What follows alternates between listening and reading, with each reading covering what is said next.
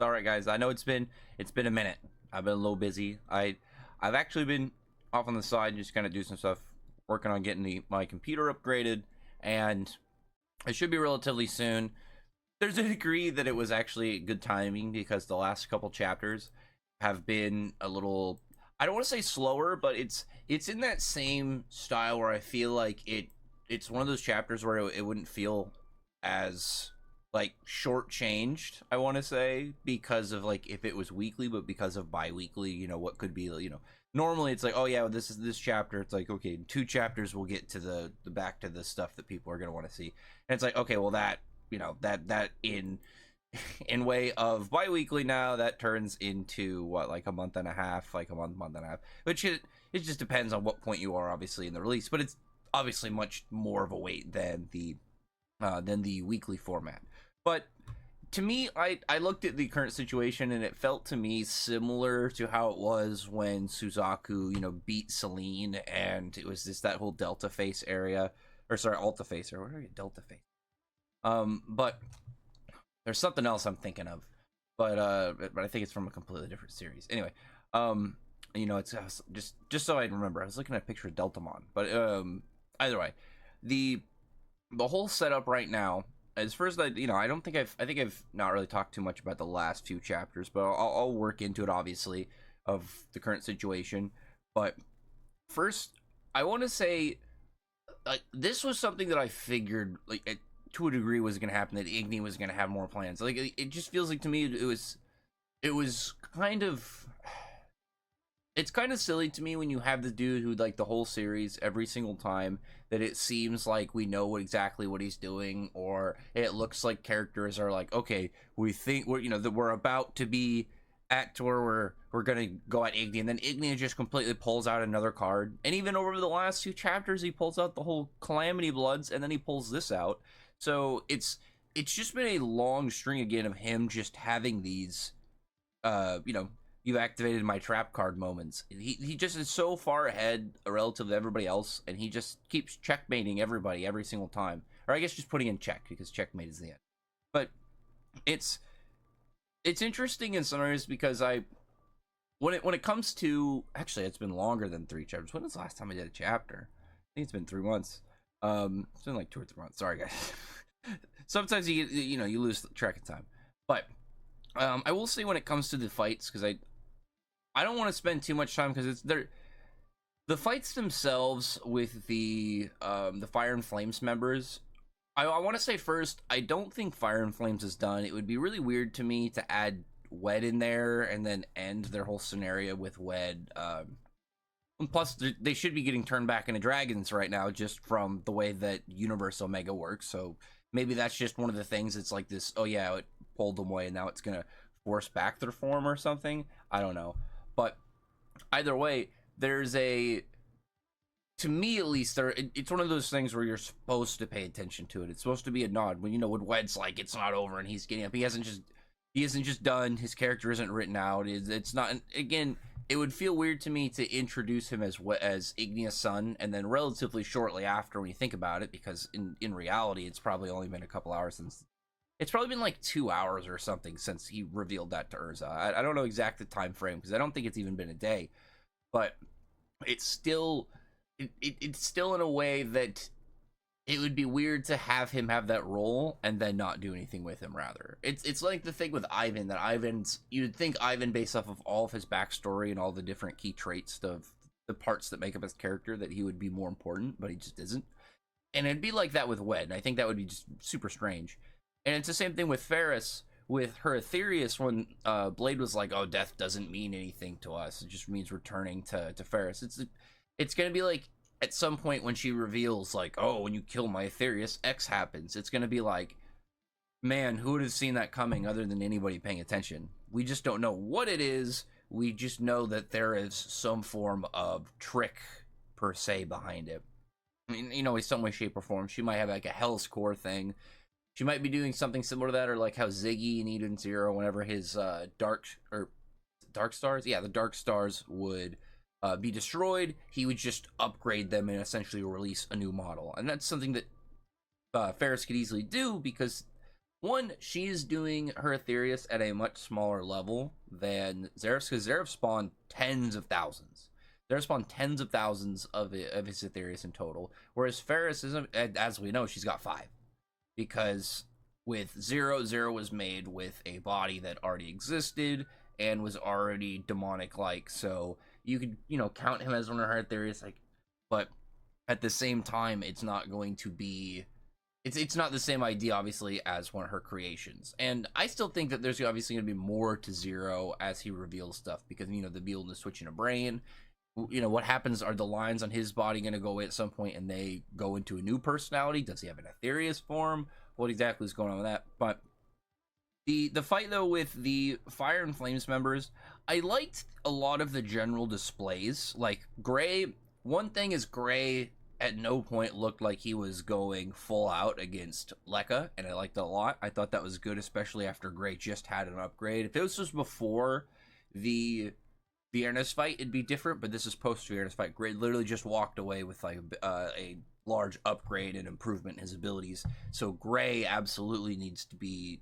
like honestly, I feel like in this moment, at least for this battle, he has relatively as much of an important, if not more important, position for Natsu in terms of like his display to be preserved, at least in my opinion. Just because, like I said, if he's at this level with people again like Natsu and Suzaku, then he should absolutely be respected in that, and not just suddenly like he has to use all of his moves to go against Lekka. Because the big thing about the Fire and Flames members that I think a lot of people overlooked is we were gauging them off of Wed, yes, because Wed was stronger than everybody below him. So if not Bestia, everybody is weaker than Wed in Fire and Flames. And no, obviously Ignia before I get that comment. But they are all strong. But when you look at Urza's fight with Wed, and then you have to keep in mind, and I think this is something that gets slipped over just because of Natsu and Urza's interactions, but Natsu is absolutely stronger than Urza now, and it's not even close. So he has the strength level over Urza when fighting Wed, and on top of that, he has the elemental counter as a Fire Dragon Slayer. So it's one of those things that if we had more of a Natsu versus Wed fight, I think that would have been made more clear. But I think that's just one of those things where you could easily lose paying attention to that, just because it's it's a power that Wed just got buffed with, and it's something that has. I personally, I think the exact point when you can see where Natsu surpassed Urza is when he beats Ikusa Satsunagi, just to look on Urza's face, it just looks like that kind of like proud confirmation. And then obviously at that point going into Alvarez, like Natsu just was doing bigger things than Urza, and then post in 100 Years Quest, I don't think it should really be even close to an argument. But I thought their fights were good. It was a really good back and forth. The only thing I would say is, again, this was my thing, and we're gonna see it, I would bet, in the next couple chapters, is this was Fire and Flames at the lowest point of their transformation. If here they were able to completely dominate Fairy Tail's team, and then later come back and they're in their full dragon form or a further progressed state, and then somehow the Fairy Tail members win, I think that would be a little... I don't know if I'd like that as much. I think it's much better in this way, assuming we get that follow-up. Because again, I think of it in the fashion, I get annoyed when people do it, but I understand it, is when people kind of like, they respond with this chapter and they don't try and think ahead. I think that happens to a lot of these kind of casual readers for any series. So it's like annoying, it's stupid, but it's like, it's one of those things I see coming, and I know when people are going to do it. And it's why I was just like, I need to kind of sit a little quiet over the next few weeks while things were happening, because I really like the Fire and Flames members, and like I said, if they're gonna get a full dragon form, I think here showing them that they're relevant and keeping up with the Fairy Tail team, but clearly as a double unit, they're not as strong. Because one thing too, this is something that I really want to put out there, and I hope that anybody that listens to the video and wants to hear my opinion on Fire and Flames at least listens to this part. You have to keep in mind, we don't have a lot of full team fights within Fairy Tail. Generally, when it comes to the main cast team, they're against one opponent. And generally, otherwise, when it's the villains working as a group, it's like a short term. Sometimes it's much smaller, or you can look at like the Erasion Sace members, and they just decimate because they have just better team combos. in this scenario, one, it was very nice to see Fire and Flames as a enemy, again, team versus team fight, and not just a, yeah, we're gonna gang one character, or these guys are essentially gonna all just swarm. It was split. It wasn't just one-sided in how the the units were all set. And on top of that, it was really nice to see Fairy Tail members all fighting together. I think it would have been really cool if we could somehow have gotten a like almost. I know it would be really hard to do this, but it would have to be like almost an equals fight, so we could have really got like an all-out team battle. Like I'm thinking of kind of like think of just like Hades, but if it was actually like a team versus team, where like the characters are actually busting out all their moves, doing new combos, trying to think of new things to play off each other in the fight. I really am hoping we get something like that maybe later in the series. It doesn't have to be full team fights, but I'm just hoping that we get a full main cast team fight where they're in a battle like that, but we'll see. Maybe we'll get that against another dragon, because we just imagine like Mercphobia, but if it was actually like an effective fight, and then, it doesn't have to be one of the dragon gods, but I want it to be, a boss, or, it could be one of Ferris's big demons, or a dragon. It could be a character brought back that for some reason he's here. But either way, I just want to see like the main cast have like a full team fight, at least one more before the end of the series, and 100 Years Quest, because we don't know 100% if we're getting continuation. Here's the thing too: if we get like a next gen, because just as a mini side note, I would assume that we would get like a Naruto the Last situation, where we would get maybe like a short story with Ank'Saram and then move into a next gen, if I had to guess. Because at the point where we get the next gen, I would assume that all the characters are going to be doing cameos, and like the idea of getting a full, like, it would have to be like we'd get into a next gen, and then like years into that we would get full Team Natsu reuniting and fighting. And it like, this would be like somebody pulls up this video like 15 years from now, and it's like, finally the prophecy, we finally got it. There's some other Fairy Tail fan. It's like, finally, I'm going to be somewhere like in bed. I'm going to wake up at like 2 a.m. and I'll be like, what's going on? It hasn't even come out. Like Mishima's just Mishima and Wade are drawing the pages in Japan, and I'm just like, something as amazing is going on. What's happening in my body?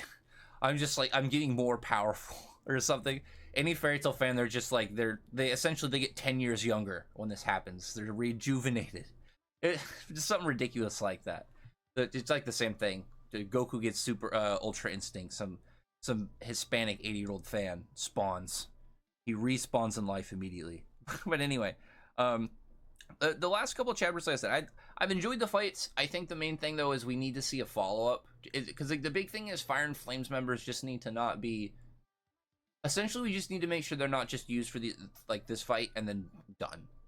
Because like Raj is someone I would be surprised if he got anything extra, but like Lekka I think needs to have some form of story. Like, he has weird flames that Natsu couldn't eat, so like Natsu having to do out of his way, he'll have to adapt to eat them, has to give them some form of special property. We need to find exactly what that is. And then Wed, obviously, Signaro's sisters, obviously, and I'd like to see Brian back personally, but we'll see how the next couple of chapters play out in that regard, because we have obviously Natsu and Ignia back up. Bestia kidnapping Natsu away, and then everyone getting dragonized. There's a lot of very interesting bits going on right now, and I'm assuming that since everything, because it's like, what's the point of, keep this in mind too, what is the point of having the Fire and Flames members lose, de-dragonize them, and then relatively probably 10 minutes later they're getting turned back into dragons? I think it's going to be one of those things where it's going to be more of a character thing for them, because one thing too to note is Raj made an illusion killing all the townspeople, and the townspeople are still like corrupted with either black magic or dragonization, so it's not like they're just random dudes.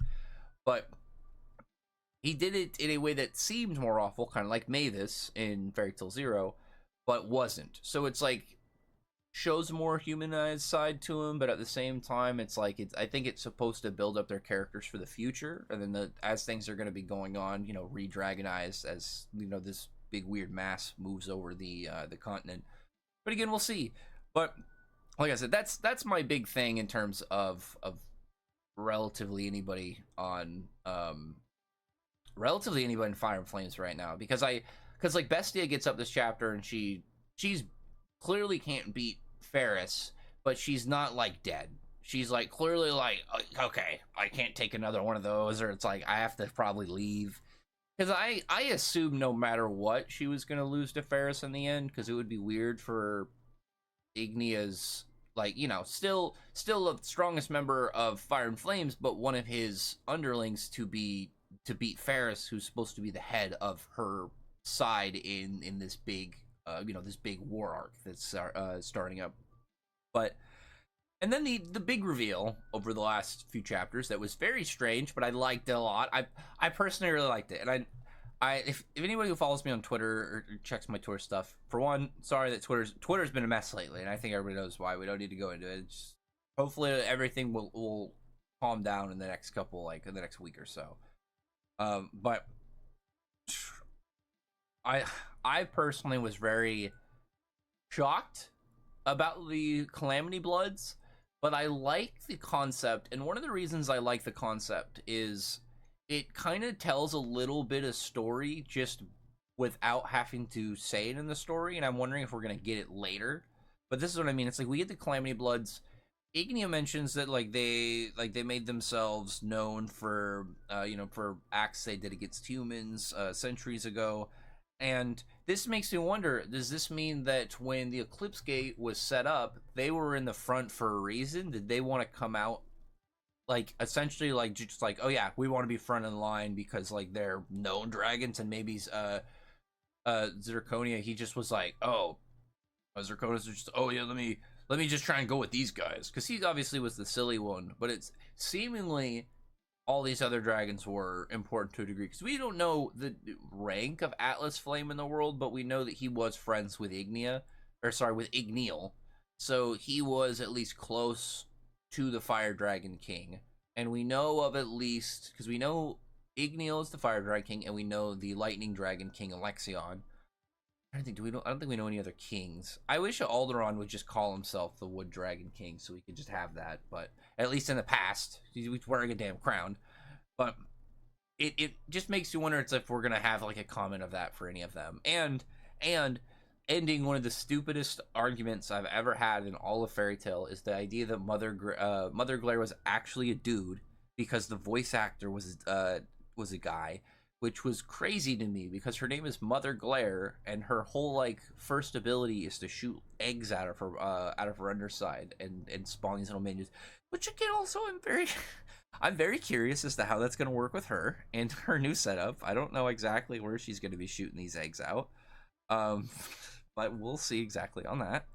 I guess out of those little shoulder bits, but I don't know. Either way, though, it was really cool just to have this too, because it's, well, for one, it gave a couple names to ones we don't know, which was interesting that it shifted around a lot of like the dragon ideas, which was very odd.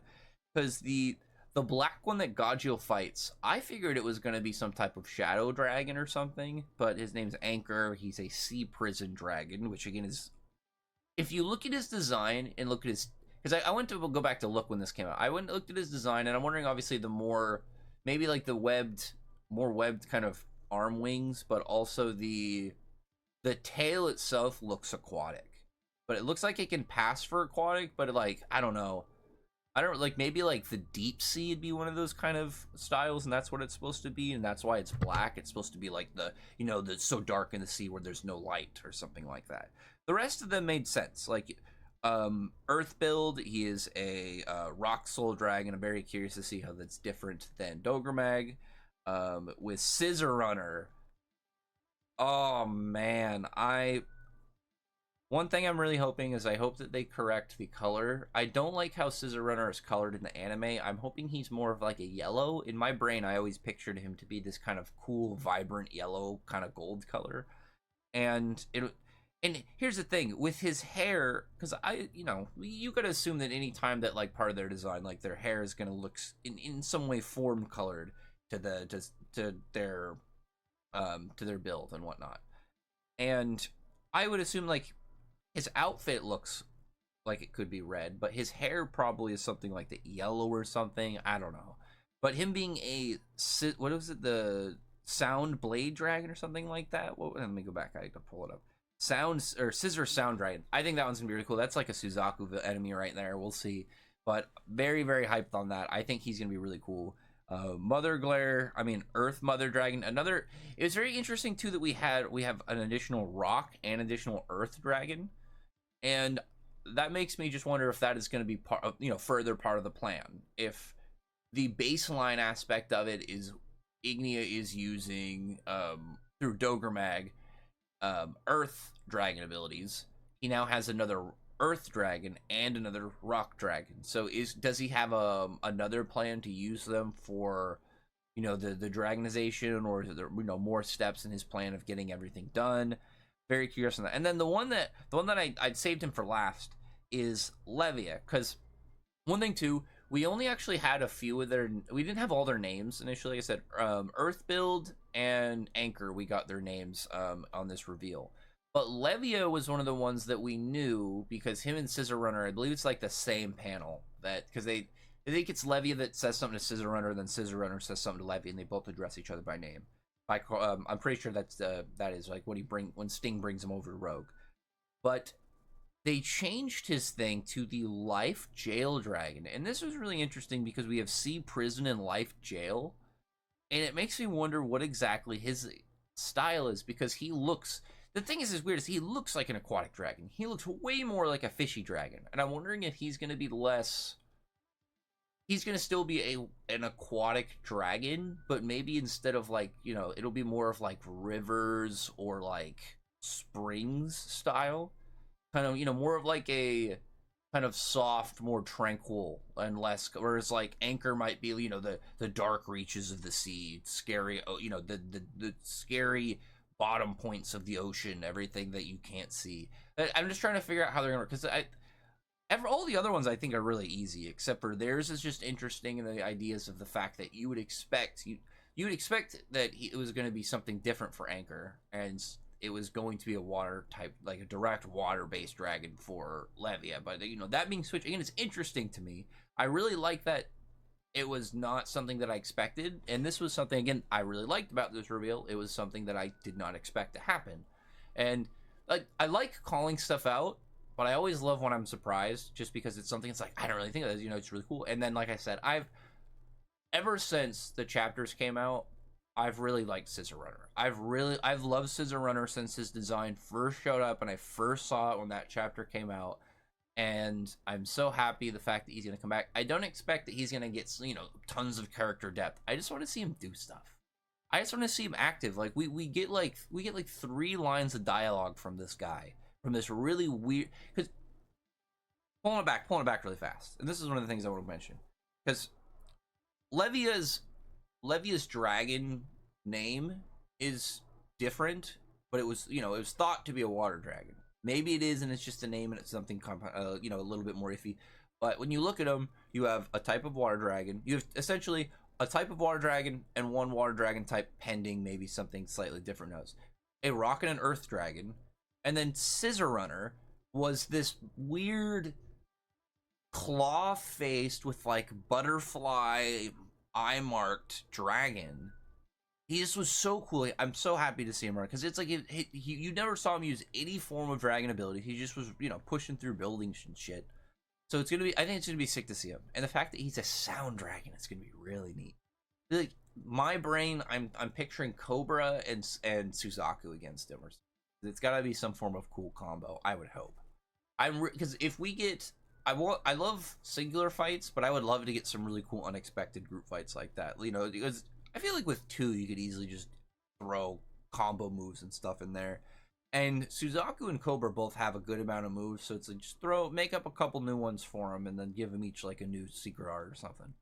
But this is a really cool just general reveal. I'm very happy about them. And then the following chapter, relatively the only thing I think I really want to talk about it, because I've talked about most of this stuff prior getting to this point, is the fact that Ferris. I want to talk just briefly about Ferris's wording, and maybe this is something you could say is just lost in translation. Maybe it's something that's more understandable in the Japanese dialogue. But when she's talking to Bestia, one, she does like she has like an aura flex moment where she just kind of puts her stuff out there, and seemingly Bestia can like see the like essentially the presence of Acnologia just directly behind. And what's interesting too is in it, and this is just the drawing because it's like him from the essentially from the waist up in his dragon form. Is in this state he has both arms, which I think is really cool. And then this is like a aura presence thing, but I'm wondering if there's going to be something further to this because with Ferris, when she talks to him, she says, humans and dragons alike tremble in fear before me. She says, me, the black dragon, the black dragon, wings of darkness, Acnologia.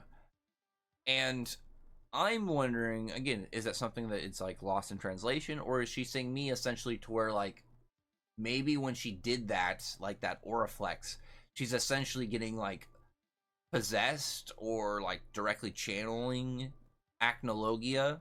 Because I think it'd be really cool. It's like imagine like Acnologia's spirit or like his consciousness some way still exists, and she's essentially communicating with him, and she can like let him take over for a moment, and that's who he's able to do certain things. I don't know, because the weird thing about her arm still is it looks mechanical. I mean, we've had zero comments on it, but it clearly looks like it has bolts and parts to it. But I don't know. Yeah, but then that gets us to the current chapter, the most recent chapter, and that's what I want to talk about that obviously, but I really needed to go back over the last chunk and then go over things. There's no way I could skip over talking about Scissor Runner. Like that would have been insane for me personally, just because I love, like I said, there's always those characters that you love that have little to no presence in the series. You have to keep in mind, I got Zero back in this arc, and I got Scissor Runner. There's so many of my fan fiction like boxes that I have been treated with, and it's actually insane. I've gotten the Dragon I need to do a video at some point because I sort of got like Mishima. It's Mishima and Ueda. They're watching my videos sometimes, and they're just like, "What does Rax want? What can we add to the series that he really wants? He wants a Dragon Slayer swordsman. Throw Suzaku in there. He wants a great sword. Give Wed. Throw Wed in there somewhere." I'm like, not everything, but there's like a lot of baseline stuff that it's like, come on, I really want this. It pops up. I'm still missing a Blood and a Radiation Dragon Slayer. Those ones, I feel like a Blood is a maybe. It could happen one day. I feel like Radiation is like a crazy hard one that I don't know if that's ever going to happen, even in like a continuation. Come on, I want a Godzilla Dragon Slayer. But there's been so many things that have just kind of like checked off things I was looking for. But it's like, again, Zero, there's enough with Zero that it's like, okay, yeah, I can see where you can connect and bring it back. Scissor Runner was just like, okay, cool. I'm just doing a victory lap on that one because, like I said, he's a character I never, and even in my flashback, I would have expected a flashback kind of scenario to see him again. But in the actual like direct series, I never expected we were going to see this dude show up again, and in human form. So it's going to be really cool. And of course, he does have the silliest human form out of all of them with his funny Jimmy Neutron hairdo. But as it were, we get to the current chapter, this most recent one, and again, the cover is Ferris with her Acnologia arm. Again, it looks mechanical. It's got like these bolt knuckles, and it's got an Acnologia like thing behind her. She's sitting on a throne. And one thing she mentions in this chapter, she calls him her master, which again goes back. It's like, is she communicating with him? Is she like trying to emulate him? Is she trying to like essentially become him? I don't know. Well, there's something about that obviously that we just don't know the details of, and we'll see as Ferris goes. That's that's her mystery. She's a really weird character. So I think it was like Mishima. I imagine that Mishima had the idea for this character to exist, but it wasn't Ferris. So it's like it's ideas that Ferris is molding into, that it makes it weirder because that she is because she is the Earthland version of somebody we've already met, that just kind of throws an extra oddity of into like, how did she get here, versus like a character who's just a full mystery of like, how did this character find all these things. But we have this weird like black ooze almost layer over the continent. Like it's like they get teleported, they're directly below Ferris. I think Ferris is a little lucky in this scenario. I know that everybody just fought a little bit, but I don't think, and this could be, Ferris could surprise me. I don't think Ferris could take the entire Team Natsu and Elysaria. I really don't. Again, we're in the spot where it's not like, because we know where Ignia is. Ferris is like a weird spot where we don't know where Ferris is. But we don't know if Ferris can actually go full on with the Dragon God, like directly in combat. And so, like, if you have all of Team Natsu and Elysaria, I'd be willing to bet that they could beat her. But I think that she's smart enough to know that. I don't. She's not dumb. Like, clearly, she's not dumb. But she decides essentially also just to kind of say, I don't really have time for you guys, because she's up in the air, and initially all the stuff comes on the ground. So she's able to avoid it and just fly over it, trying to just go directly over to Alderaan, because Alderaan is essentially being used as a big focal point for all this, and seemingly all of the routes, locker routes, have connected. And I'm wondering if there's a way essentially that like Alderaan will keep regrowing or something, or how this exactly works, because he was, the members of Ferris's group already said they killed him, and then he just comes back up. So it's like, does he have the respawn going on right now? Is this something that was held from him the last time? Because once Natsu and Co beat him, they didn't do it right. If they hadn't have done it in an actual way, like they weren't fully in the right way, he would have just done this where he'd respawn at his full power, and he had an ability that he didn't have access to at the time. I don't know, but she just decides kind of just to say fuck him and just leave, just fly off. Don't have time for him. But you see everyone around getting turned into dragons. So you have this ooze that just kind of creeps in. You see the members of, one of the Fairy Tail members. I'm so intrigued as to seeing what everybody that's, not a dragon slayer is going to turn out from this, and how things are going to go. I think it'd be really cool to have like a short time skip where everybody is like a dragon. I don't really know how that would work. And like, they have to get like reclaimed. Does Natsu not turn into... Ooh. See my dog, he knows. Imagine like Natsu doesn't get turned into a dragon, and he has to go around and find like the other. They have to find the other members, and like he has to like beat him and turn him back into normal. And maybe that was the thing about the Fire and Flames members. Anyway, I had to pause. I had to lose my train of thought. Anyway, back to it. Something I want to wrap up on, because the whole point with like Natsu and Igni meeting up at the end of the chapter. I think that he's just gonna, like, I think that there's gonna be some form of like time skip, or there's gonna be some form of situation that obviously from this where he's gonna like make Natsu eat his flames, or Bestia's flames. There's gonna be some form of, it's not gonna nearly go Natsu's way here. Maybe Natsu and Igni will have a skirmish and they'll fight a little bit or something, but I really don't think that it's gonna go well for Natsu, because it's like when Natsu is like, yeah, let's go directly for Ignia. He's doing like the same thing that he tried to do with Zareth. And granted, he's going with his team, but it's like he's trying to jump the gun. He's trying to do this like, well, let's get this situation finished before he really knows that he's capable of really doing it. And granted, they're a team, but they don't know the extent of Ignia. We don't know the extent of Ignia, but I think that's just one of the things. And granted, this chapter, like, he keeps showing that every single time that we think that he's done, he pulls out another card. He pulls it, because even it's like the whole Lacrima Mountains were just a decoy. Like, Ferris is like, oh, these were bluff decoys. And he's just like, yo, it's another thing that he just keeps going like, oh, yep, this was part of the plan. Oh yeah, you figured that out? Okay, guess what? I got another thing. And he just keeps just having another thing that he's bringing out of his back pocket. And it's always really cool, because it's done so well, of him just being, oh yeah, you remember this other thing that you forgot about, and just pulls it out and then just completely snips them. I'm really interested in seeing the other characters dragonized, and I really want to see what the I'm hoping so bad, fingers crossed, that Ichiya is somewhere on the continent and we're gonna get an Ichiya dragon. I want it to happen. I don't like, Brandish might be somewhere. Maybe we'll get a Brandish dragon. Who knows? Could be cool. I need an Ichiya dragon. It would be so funny. This would be the perfect situation to do it, and we don't need any other. We don't need a elongated thing with it. I think it would just be really funny to have for like 2 or 3 chapters. Oh, because this is one of the things I wanted to bring up, because I had to pause. Someone's at my door.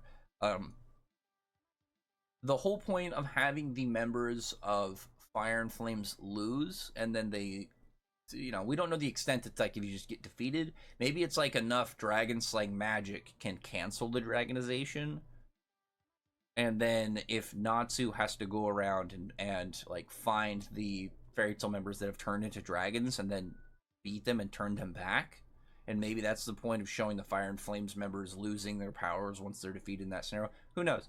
You know, the next couple chapters, like I said, this has been a really interesting just general setup. This arc is going a direction now that I didn't like. Again, things that we knew were going to happen. You know, trying to dragonize everything as Ignia. It's like, oh, Ignia's plan. Now he's got this whole new age of dragons. What exactly does that entail? Okay, now he's going to be turning people into dragons. Oh, he's also bringing back some dragons. Oh, he's like got two different folds of like turning people into dragons. So once you think that you got the first thing, no, this was just to waste your time for the actual thing. And I like that we now have another one of, I guess, a off branch of Universe 1, Universe Omega. And it makes me wonder too, it's like, was Universe Omega is it a new magic? Is it an older magic? And then Universe 1 was based off of that? Because we know Universe 1 is a newer magic. And again, stuff like that I think is really interesting, because what if there is other types? And it's like, oh, Universe 1 was based off of this, and it's this type of magic from this place. Universe, and that was used by Universe Omega, which has to go back to these Earth wizards from, you know, way back. And maybe they're people that are connected to Nirvana, because Nirvana's design is it absorbs magic from the Earth with his legs. Like, there could be a lot of stuff that just, you know, you go step by step, and it world builds. Like, imagine, again, think of like late game checkers where you just go bop bop bop bop bop. I've been loving the way that Machine Megan has been just doing easy expansion by just grabbing something that already exists, again, connecting a few points and then putting it back out there, to where instead of a couple dots, now you've turned it into, you know, a design. These things have now all fused together into a whole new areas of the verse that we now have, which again is really cool to me. Anyway, other than that, I'll talk to you guys in the next one. I'm so tempted to leave. I'll have to see if I want to leave that, like, me being like, no, I have like 3 minutes left in the video to get mad people at my door, but we'll see. Other than that, we'll talk in the next one. Hopefully my dogs won't be as aghast at Ignia's insane clutch moves once we get to the next chapters. But anyway, I'll talk to you guys later.